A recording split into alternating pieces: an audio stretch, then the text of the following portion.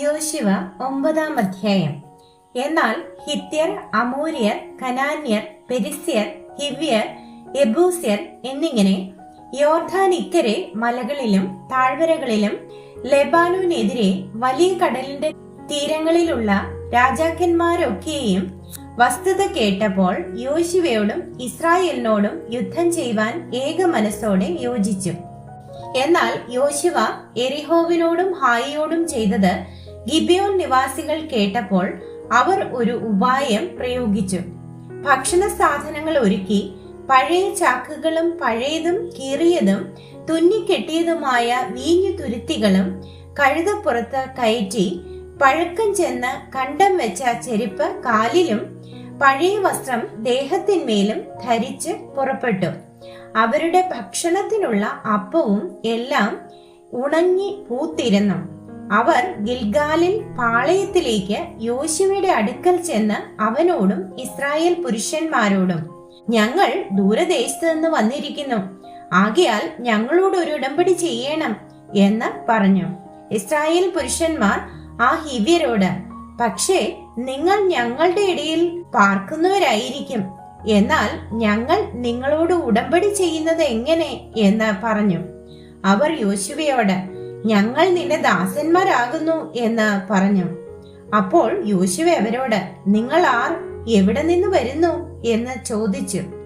അവർ അവനോട് പറഞ്ഞത്, അടിയങ്ങൾ നിന്റെ ദൈവമായ യഹോവയുടെ നാമനിമിത്തം ഏറ്റവും ദൂരത്ത് നിന്ന് വന്നിരിക്കുന്നു. അവന്റെ കീർത്തിയും അവൻ മിസ്രയീമിൽ ചെയ്തതൊക്കെയും ഹെശ്ബോൻ രാജാവായ സീഹോൻ, അസ്തരോത്തിലെ ബാശാൻ രാജാവായ ഓഗ്, ഇങ്ങനെ യോർദാൻ അക്കരെയുള്ള അമോര്യരുടെ 2 രാജാക്കന്മാരോടും അവൻ ചെയ്തതൊക്കെയും ഞങ്ങൾ കേട്ടിരിക്കുന്നു. അതുകൊണ്ട് ഞങ്ങളുടെ മൂപ്പന്മാരും ദേശനിവാസികൾ എല്ലാവരും ഞങ്ങളോട് വഴിക്ക് വേണ്ടുന്ന ഭക്ഷണ സാധനം എടുത്ത് അവരെ ചെന്ന് കണ്ട് ഞങ്ങൾ നിങ്ങളുടെ ദാസന്മാർ ആയിക്കൊള്ളാം എന്ന് അവരോട് പറയണമെന്ന് പറഞ്ഞു. ആകയാൽ നിങ്ങൾ ഞങ്ങളോട് ഉടമ്പടി ചെയ്യണം. ഞങ്ങൾ നിങ്ങളുടെ അടുക്കൽ വരുവാൻ പുറപ്പെട്ട നാളിൽ ഭക്ഷണത്തിനായിട്ട് ഈ അപ്പം ചൂടോടെ ഞങ്ങളുടെ വീടുകളിൽ നിന്ന് എടുത്തതാകുന്നു. ഇപ്പോൾ ഇതാ അത് ഉണങ്ങി പൂത്തിരിക്കുന്നു. ഞങ്ങൾ വീഞ്ഞു നിറച്ചു കൊണ്ടുപോന്ന ഈ തുരുത്തികൾ പുത്തനായിരുന്നു, ഇപ്പോൾ ഇതാ അവ കീറിയിരിക്കുന്നു. ഞങ്ങളുടെ ഈ വസ്ത്രവും ചെരുപ്പും അതിദീർഘയാത്രയാൽ പഴക്കമായും ഇരിക്കുന്നു. അപ്പോൾ ഇസ്രായേൽ പുരുഷന്മാർ യഹോവയോട് ചോദിക്കാതെ അവരുടെ ഭക്ഷണ സാധനം വാങ്ങി ആസ്വദിച്ചു. യോശുവ അവരോട് സഖ്യതയും അവരെ ജീവനോടെ രക്ഷിക്കുമെന്ന് ഉടമ്പടിയും ചെയ്തു. സഭയിലെ പ്രഭുക്കന്മാരും അവരോട് സത്യം ചെയ്തു. ഉടമ്പടി ചെയ്തിട്ട് 3 ദിവസം കഴിഞ്ഞ ശേഷം അവർ സമീപസ്ഥന്മാർ എന്നും തങ്ങളുടെ ഇടയിൽ പാർക്കുന്നവർ എന്നും അവർ കേട്ടു. ഇസ്രായേൽ മക്കൾ യാത്ര പുറപ്പെട്ടതിന്റെ 3-ാം ദിവസം അവരുടെ പട്ടണങ്ങളിൽ എത്തി. അവരുടെ പട്ടണങ്ങൾ ഗിബെയോൻ, കെഫീര, ബേറോ, കിര്യത്ത് യെയാരീം എന്നിവ ആയിരുന്നു. സഭയിലെ പ്രഭുക്കന്മാർ ഇസ്രായേലിന്റെ ദൈവമായ യഹോവയെ കൊണ്ട് അവരോട് സത്യം ചെയ്തിരിക്കയാൽ ഇസ്രായേൽ മക്കൾ അവരെ സംഹരിച്ചില്ല. എന്നാൽ സഭ മുഴുവനും പ്രഭുക്കന്മാരുടെ നേരെ പിറുപിറുത്തു. പ്രഭുക്കന്മാർ എല്ലാവരും സർവ്വസഭയോടും ഇസ്രായേലിന്റെ ദൈവമായ യഹോവയെ കൊണ്ട് ഞങ്ങൾ അവരോട് സത്യം ചെയ്തിരിക്കയാൽ നമുക്ക് അവരെ തൊട്ടുകൂടാ.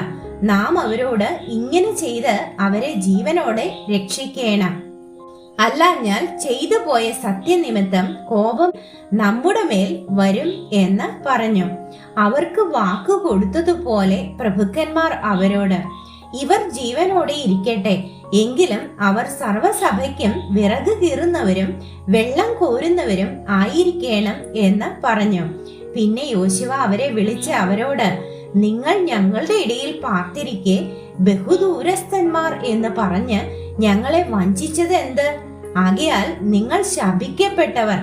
എന്റെ ദൈവത്തിന്റെ ആലയത്തിനു വേണ്ടി വിറക് കീറുന്നവരും വെള്ളം കോരുന്നവരുമായ അടിമകൾ നിങ്ങളിൽ ഒരിക്കലും ഇല്ലാതിരിക്കയില്ല എന്ന് പറഞ്ഞു.